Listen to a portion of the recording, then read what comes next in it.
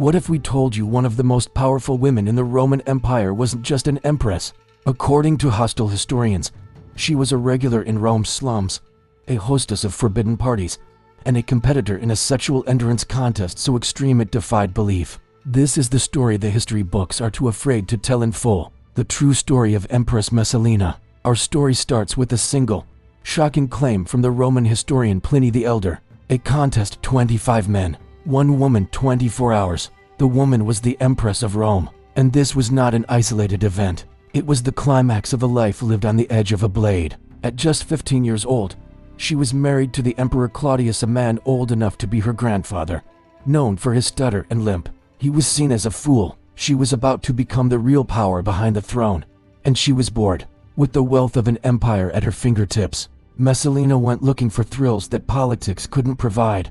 According to the historians Tacitus and Suetonius, she found it in the slums of Rome. She would disguise herself in a blonde wig, adopt the name Lysiska, and slip into the Suburra district, Rome's notorious red light quarter. There, in a small, smoky room, the Empress of Rome offered herself to common strangers. Why? Power, control, and an addiction to risk. But she didn't stop there. She brought the chaos of the streets back into the pristine halls of the imperial palace.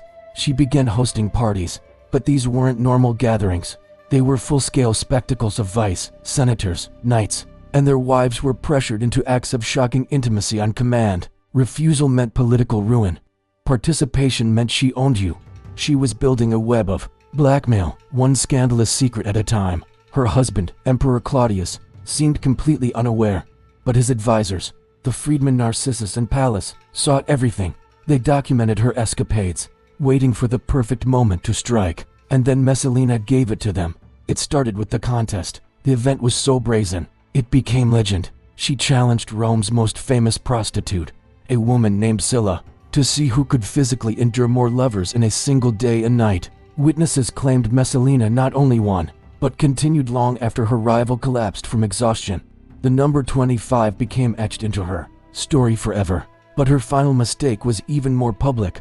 While Emperor Claudius was away from the city, Messalina did the unthinkable. She publicly married her lover, the handsome Senator Gaius Silius. It was a full, legal Roman wedding with vows, a contract, and a massive celebration. This wasn't just an affair, it was treason. Narcissus, the emperor's chief advisor, saw his chance. He rushed to Claudius and revealed the truth.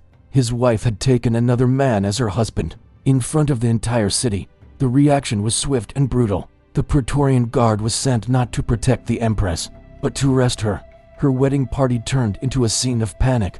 Her new husband, Gaius, was executed immediately. Messalina fled to the gardens she had stolen from a political rival years before. It was there, clutching a dagger she was too terrified to use, that the forces of the empire found her. They gave her a choice: take your own life and die with honor, or die by our hands. She hesitated. She froze. A Roman tribune lost his patience. He stepped forward and ran her through with his sword. The Empress of Rome was dead at 22 years old. But the real scandal is this: how much of her story is true? After her death, the historians who wrote her story were employed by her enemies. They had every reason to paint her as a monster, to turn her into a warning for all time. But was Valeria Messalina truly a uniquely depraved monster? Or was she the victim of history's most successful and brutal character assassination? The facts of her downfall are undeniable, a story of ambition and betrayal that shook the Roman Empire. But the legends surrounding her life, filled with shocking tales of excess and scandal, remain one of history's most tantalizing mysteries. What was the truth behind the whispers and the propaganda? Now, it's your turn to be the judge. What's your take on Messalina? Was she truly the depraved and dangerous empress history paints her as, a woman who ultimately got what was coming to her? Or do you think she was a victim, a target of one of the most successful smear campaigns ever orchestrated by powerful men who wanted her gone? Drop your verdict in the comments below. Your insights are what make this community incredible. And if you thought this story was wild, you won't believe what's next. We raid diving into the shocking tale of the emperor who married a child and made her his empress.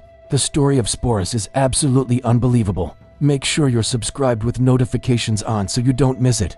If this true story of power, betrayal, and ancient scandal captivated you, please give this video a like. It truly helps us uncover more truths the history books are afraid to print. Thanks for watching.